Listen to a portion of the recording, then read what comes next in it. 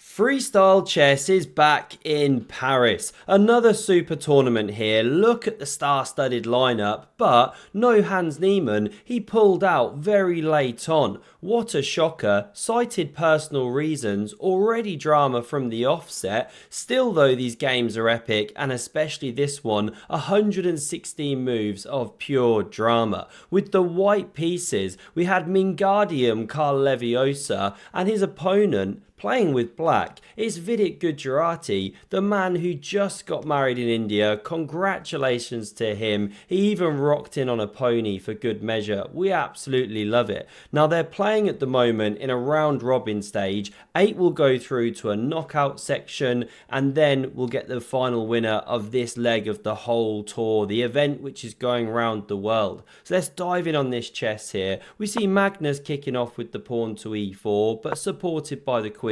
Now this one to develop the bishop, and f6 played. Usually very stinky, makes Hans Feingold wince, but here you open a bishop. Now Magnus charges in the centre, and surely you take that pawn. But no, Vidit develops, goads it forward, it comes at him. Now he drops back here, and you could develop the knight, but Magnus wants more. He lobbed Gary the debt collector down the board, ready to bang down the doors. Vidit spawns a seahorse here, and after this one develops, pawn a6. This is just outlandish from Magnus. Surely you develop a piece or something, but no. Before Vidit can get comfortable, he charges with the foot soldiers. Bishop a7 apparently best, but this one played bang, breaking in the centre, really logical. And now Magnus plays this weird looking move, knight to h5, but it has some really key points. How do you defend the pawn comfortably?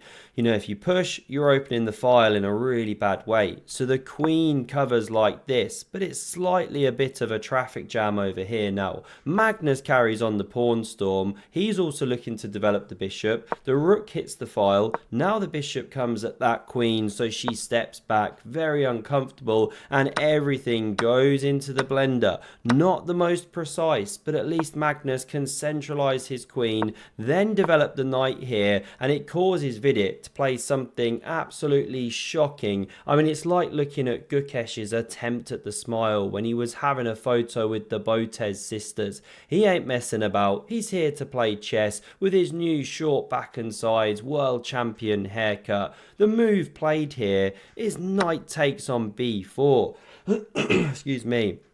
And after the pawn recaptures, Vidit's got 2 pawns for the piece now after the rook steps in, and he's threatening a big check. The white king exposed. Fair play, it randomizes it, especially in rapid chess. They haven't got a lot of time. So Magnus whispers, do you even rook lift, bro, as he covers that key square. The bishop scythes down the chocolate diagonal. Queen b3 offers the exchange. Some of Magnus's fans do start bleating. Arbiter asks for hush, but it's preemptive because Vidit steps back, doesn't take the ladies off the board, overprotects his knight, looks at the rook, and Magnus now checks. Don't play king b8. Not only do you lose your castling rights, but there's this cool tactic, knight takes here. And if the queen's distracted, then you land this cheeky checkmate. That's a painful one. So after the check, the rook just covers, stepping back. g5 apparently best, but missed by Magnus. He develops the bishop here, and after the always looks weird when you castle in freestyle chess. Magnus is now under fire. That pawn perilously tender, so he goes the complete opposite way. Are you ready? In 3, 2, 1. There goes that king. Don't worry if you had a drink. We saw it jump over 2. And after this, seahorse is spawned once more. King b8 probably better. Vidit is going for the cheapo. He looks everywhere, up at the ceiling, to the side. Always do it if you're attacking an opponent piece, trying for the cheapos. You're more likely for them never to see it. Do not make eye contact. But Magnus is world number 1. He spots it. You can't actually take this rook, of course. The queen's pinning. And now Vidit plays the knight into the centre, of course, hits the queen, and you have to actually take that knight. You know, if you move the queen somewhere, well, there's this discovered check. King goes, and then you're losing an entire rook.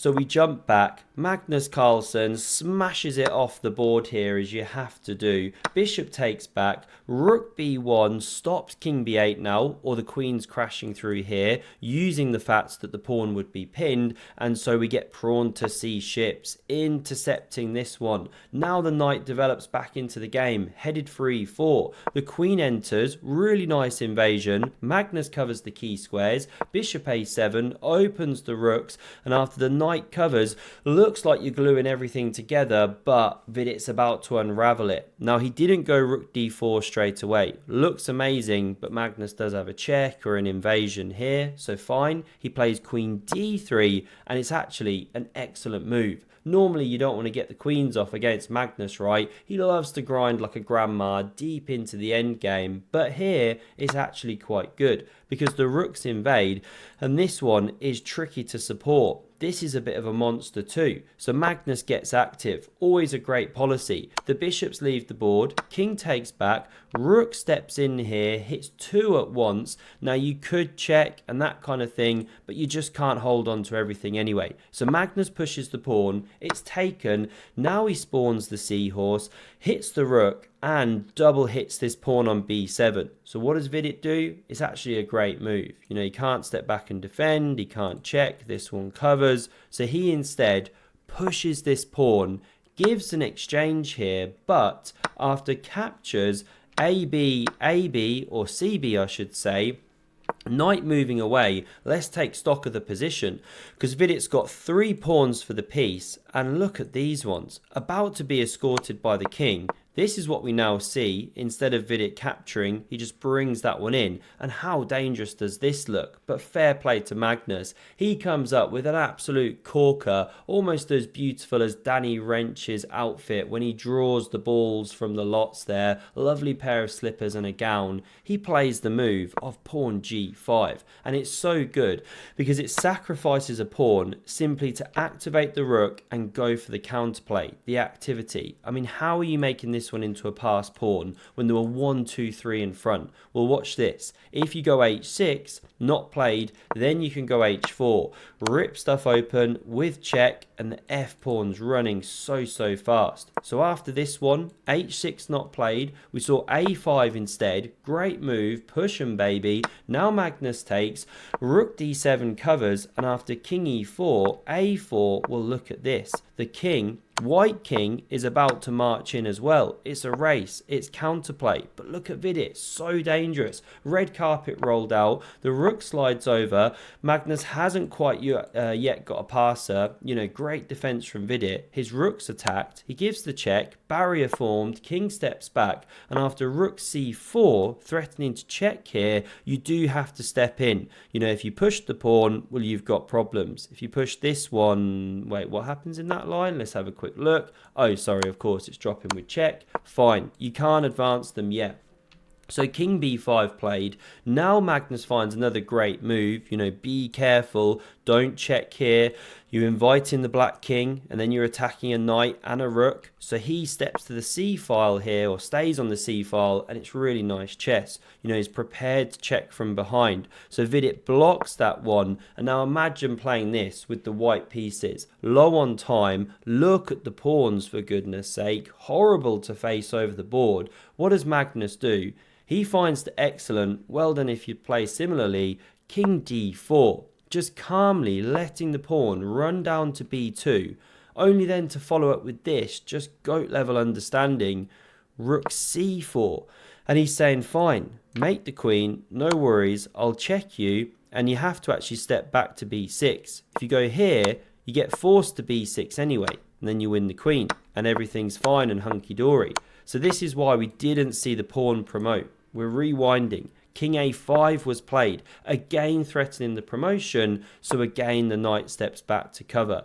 And now this time, if you make the queen, same kind of line, right? Forced to the b file, white swept up both the pawns and not even lost the knight here. So after knight c3, Vidit went rook b4.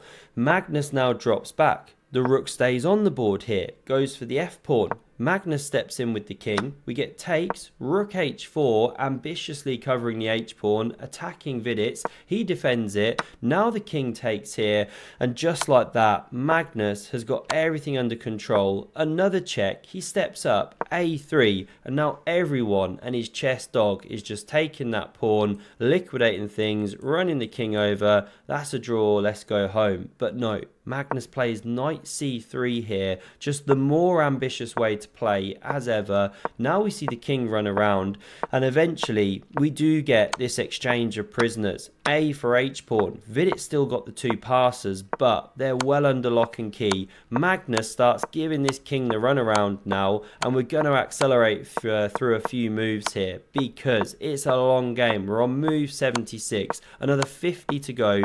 Many more checks, and now we get to this position here, and you have to keep the knight pinned to the king. If you cover the pawn like this, then look at that. Checkmate in 4. Eval Barovich does not approve because you can go knight a6 check. If you step this way, it's mate in 1. If you step this way, then the knight checks, drives the king here, and now this is a sample mating pattern. If you'd have come here, what's the finish? Sorry, here, then what have we got? Check, check, and mate. So you just can't step away, basically. The rook has to keep the knight pinned. Therefore, g3 from Vidit.